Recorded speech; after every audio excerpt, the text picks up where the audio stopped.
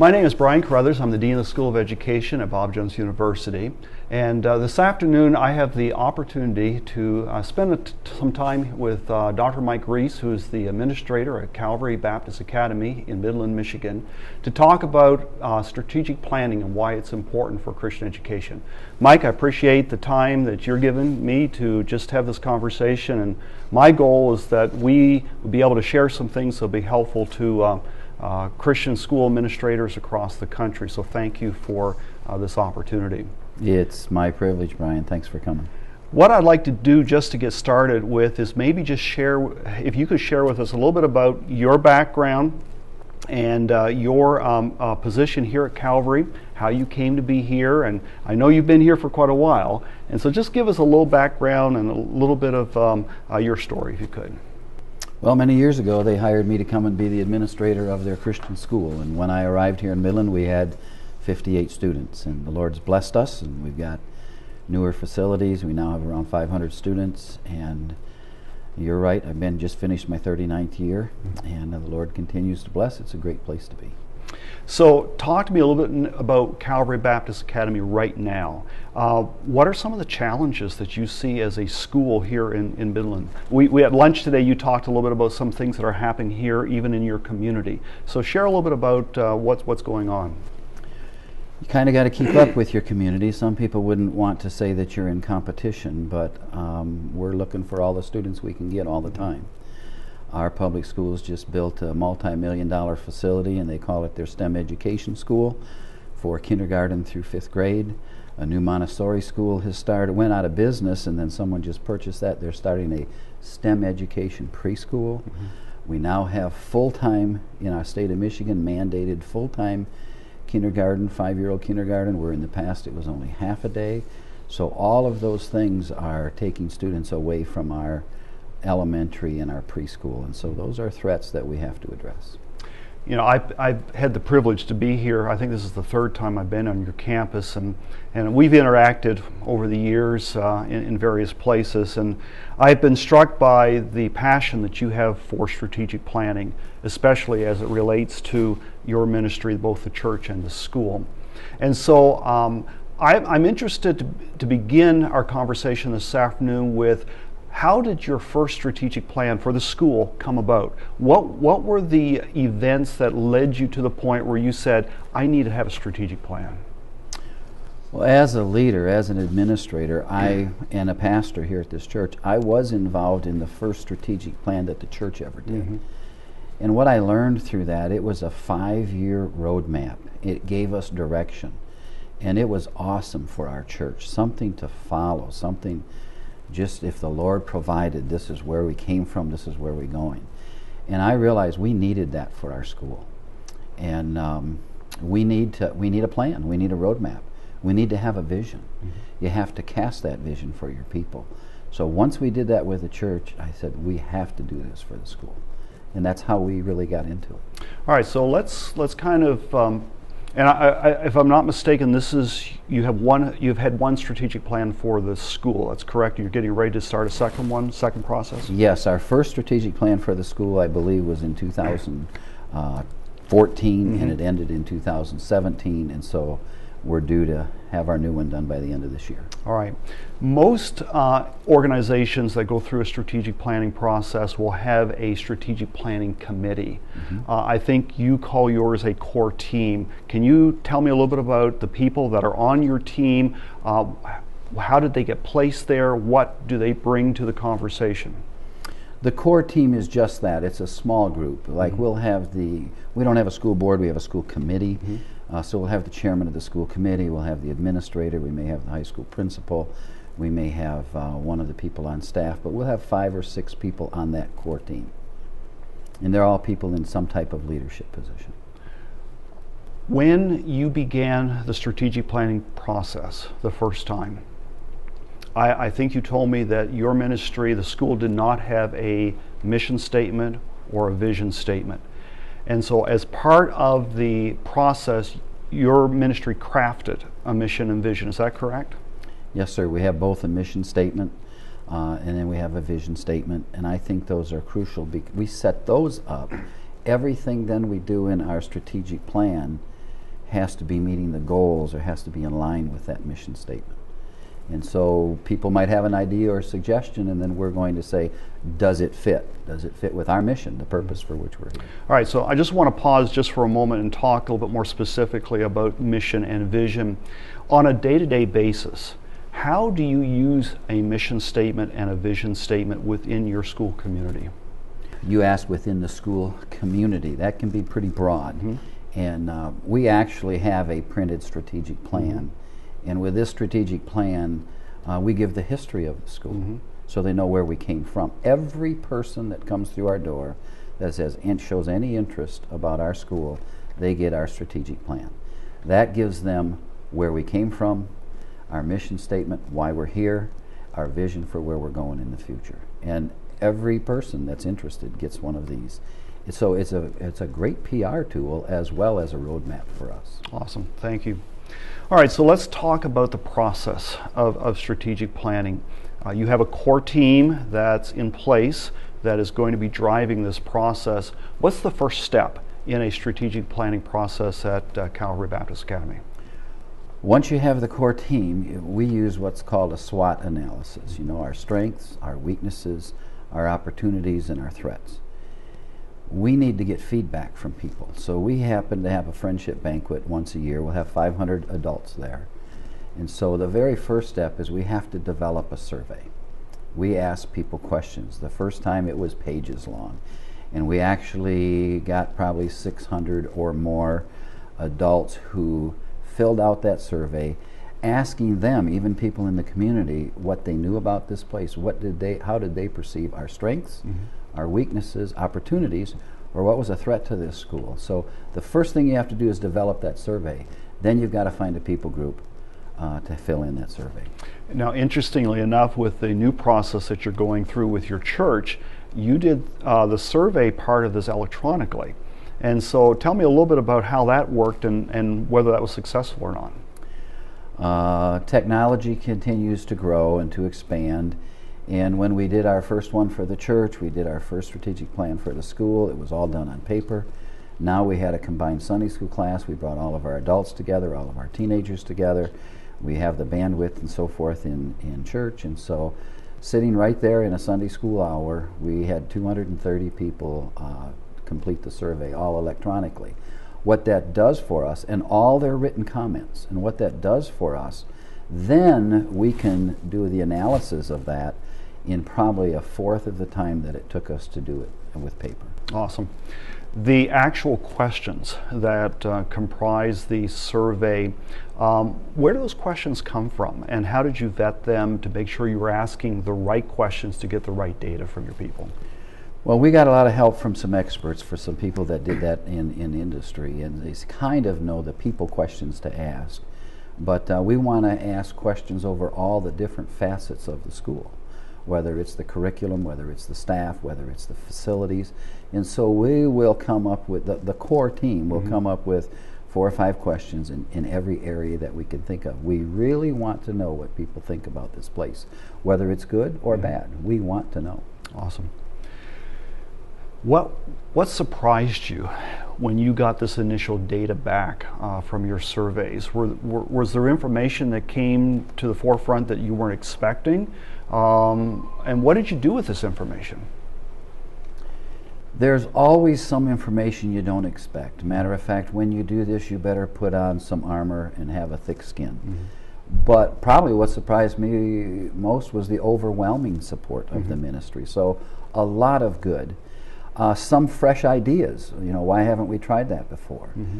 And part of the survey went to our staff without any administrators being present. Mm-hmm. And we heard some things from our staff. And so probably nothing surprising, some very negative things that you have to consider. How many people wrote that? Mm-hmm. Did they have a chip on their shoulder? But I think all in all, it incredibly helped us come up with a plan to better ourselves in the future.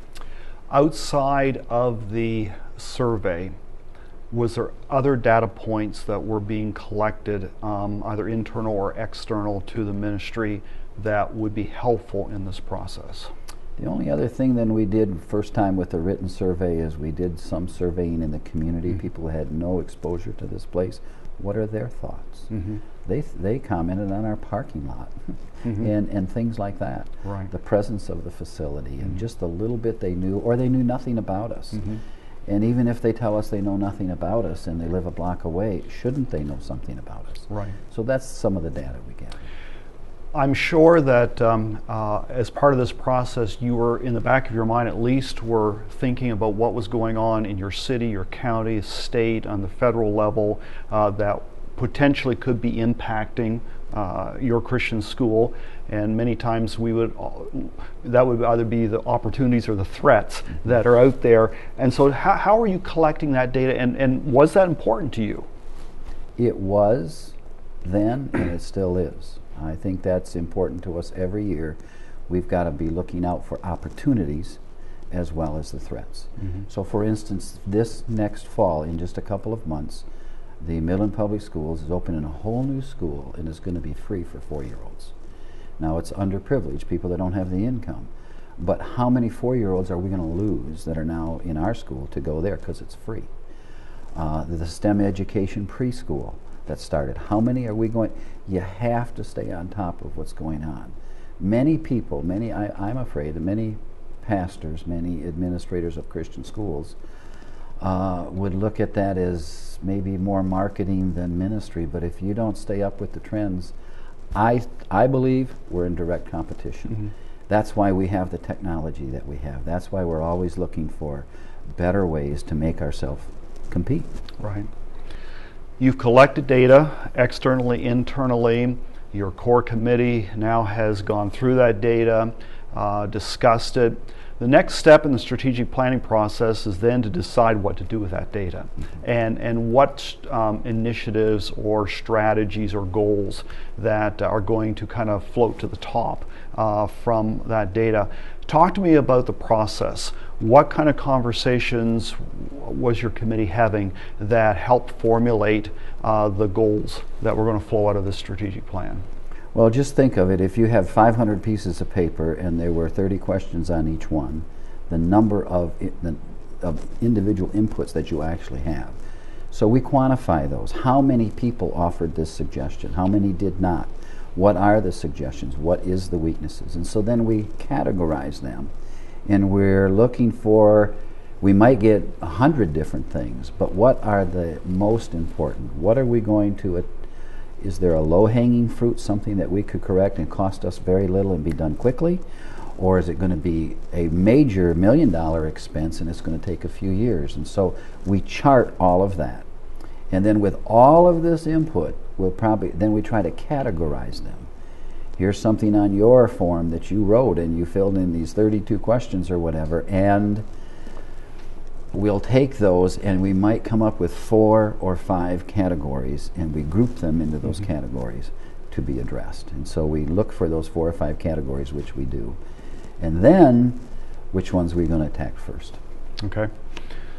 I know that, with a ministry your size, I think you said with your school, you're talking about maybe 500 people that you might be collecting data from. And then obviously you have your faculty, you have your staff. They're not all part of this process as far as the decision-making process as to the goals. But somehow you've got to keep them involved, and you want them to feel like they're part of the process, the buy-in aspect of strategic planning. Talk to me a little bit about your communication plan of the strategic planning process. Everybody that's involved, anybody that filled out a form, we want them to understand they have a say in our strategic plan. We want that buy-in. They own it. So what we do is all that data the raw data comes back to us. We classify it into 4 or 5 areas, and then in each area we may have 20 things. Then we will have focus groups. We'll get a focus group facilitator, and anyone out there that wants to be in a focus group can sign up, whether they're a parent, whether it's a teacher, and we'll actually have a time, we have a focus group, and then they give us the suggestions of how they feel that we could take care of that weakness or how we could use this opportunity. That all comes back then to the core team. You have created a color brochure which communicates the mission, vision, the history of your ministry, as well as the actual initiatives that have kind of percolated from all of the data that you've collected. I'm sure that that was not cheap to produce because you said you give one out to every person that shows interest in the ministry, but obviously you feel it's very important.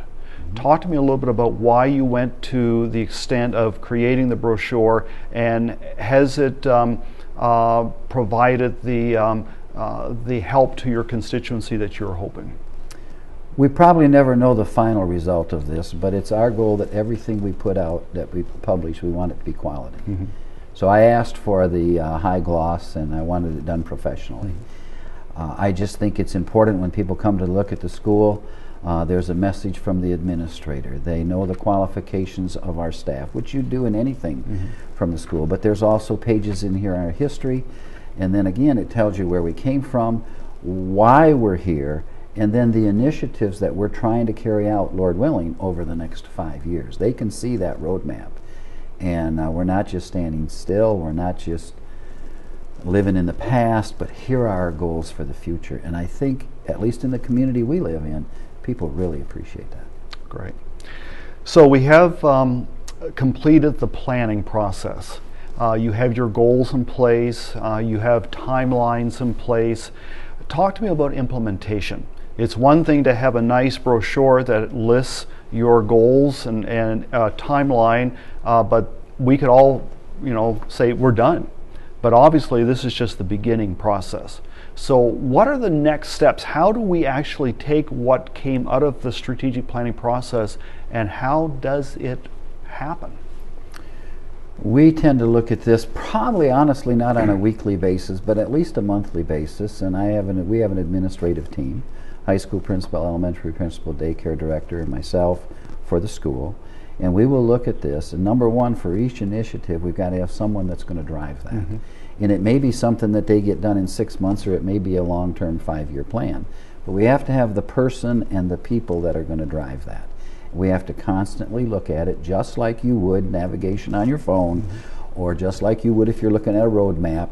Are we still on course? And what are we doing? What are our goals? And so you have to have individuals to drive it, and then you have to maintain it. So let's talk about evaluation of the plan, because you and I both know that we can create a plan and we can actually implement the plan, but there may be something that comes up, 6 months from now that we weren't anticipating, that maybe causes us to have to step back and reevaluate our goals and so on. So I think you've alluded to it already, but talk to me a little bit more about the evaluation of the plan, evaluation of those goals over the next 5 years. Mm-hmm. Well, it is just what we said. It's a strategic plan. And so what we've done, and I maybe everyone would do this, but what we've done is we say, Lord willing, here's what's going to happen in the area, let's say, of facilities in the next 5 years. But things could change. Mm-hmm. If you don't get the funding for it, then you're not going to build it. But we're working to get the funding for it. So things can change. And so we're not discouraged or disheartened if we haven't reached all of our goals at the end of the 5 years. It's a plan. It's a roadmap. Will that change in 5 years? Yes, it will. But I'll tell you, we've met a lot of them, mm-hmm. and whatever we don't get done this 5 years, it may be right up there for the next 5 years. We like the plan aspect. So let's talk about the last plan that is coming to its conclusion.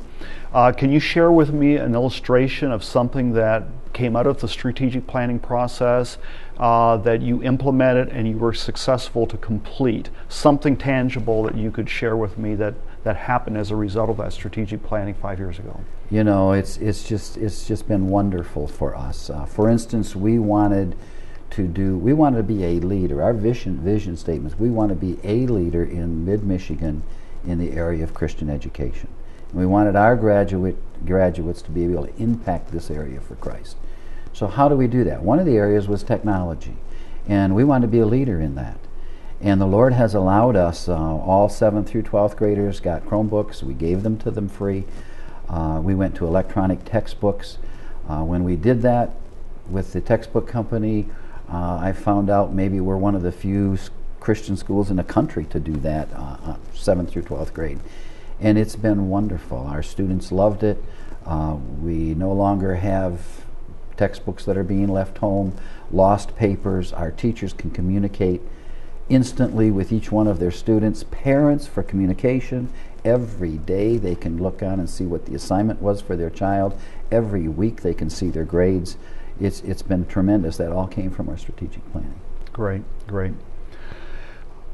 As you embark on a new strategic planning process, which is what you're planning to do right now, what are you going to do differently than what you did the first time? What did you learn from the first process that you're going to maybe do a little bit differently?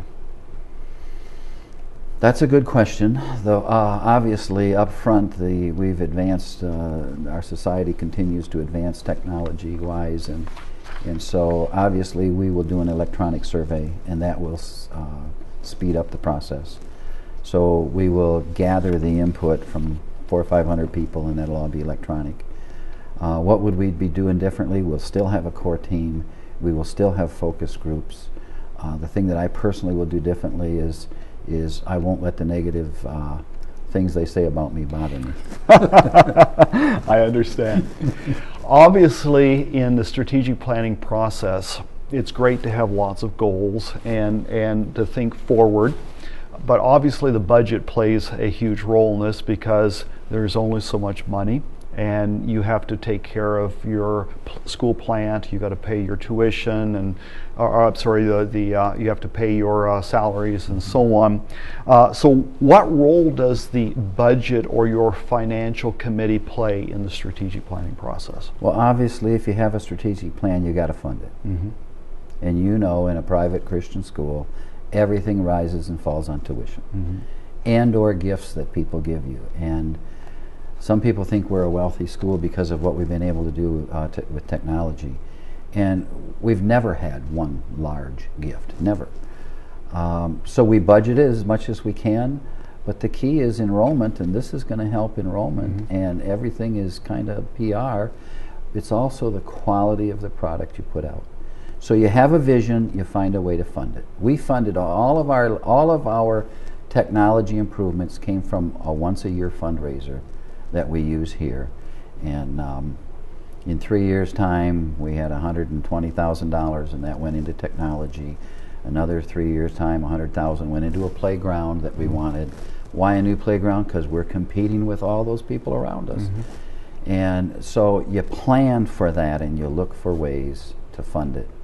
And we've tried all of our technology, and all of our upgrades did not come from tuition funds. Okay. You know, there's a lot of Christian schools around the country, and not all of them are as big as Calvary. Yet, what advice would you give to an administrator who is watching this interview today, who's saying, you know, this is something I really need to do, but I just don't know how to get started. I don't know what the first step should be. What can you share with them to get the process started? Remember, when I came here, we had 58 students. Mm-hmm. So first of all, the leadership has to have a vision for that ministry. Where do you want to go?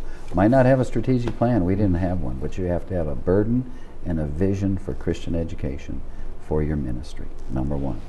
You have to communicate that vision. When I came here, honestly, the deacon in our church, 2 of them took me to every member in our church and visited in their homes, letting them know what we were going to do this next year. So you have to have a vision. You got to share the vision. And then whatever you do, it's got to be done right. It's got to be done with quality. So look for the best you can get. Have a thoroughly Christian curriculum. Don't just use books out of the public school.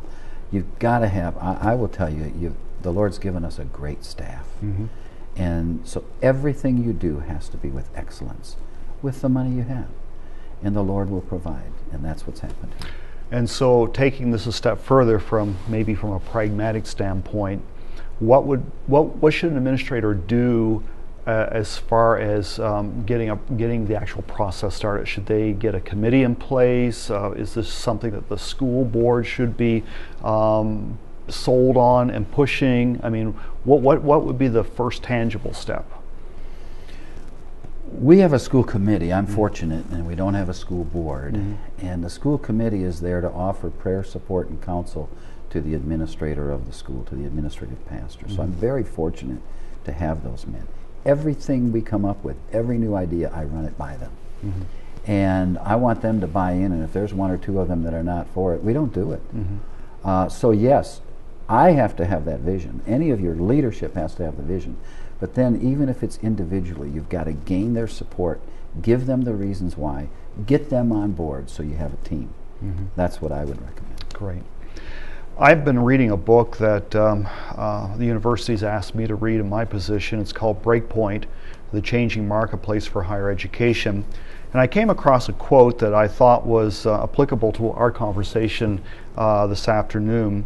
The author says, perhaps the most important part of planning is leadership.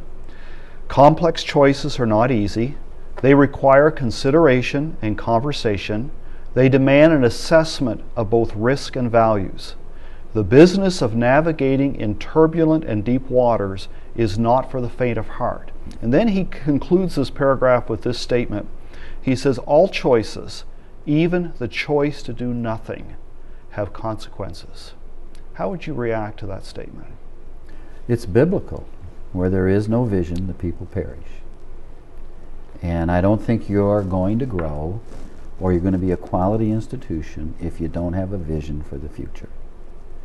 You have to ask God for that vision. You have to have a vision. And then you communicate.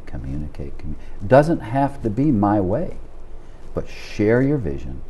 Get people on board with you. Find a way to communicate that. I say nowadays, much of what I do is PR. You've got to share the vision and get people behind you. That's individually and then smaller groups at a time. And then you continue to communicate with the parents, with the staff, with your committees. Mike, I appreciate your time, and I trust that the conversation we've had this afternoon will be a help and encouragement to other school administrators around the country, because I share the same burden that you do, that schools that are not thinking forward and are not taking the necessary steps to instill appropriate change in their schools are basically going to dry up and probably not be around in the near future. And so I believe strategic planning, the process is a healthy process for these schools. And I hope that as you look and think about what we've talked about this afternoon, that will be a motivation for you to go and to begin this process in your ministry. Appreciate your time. Thank you for watching.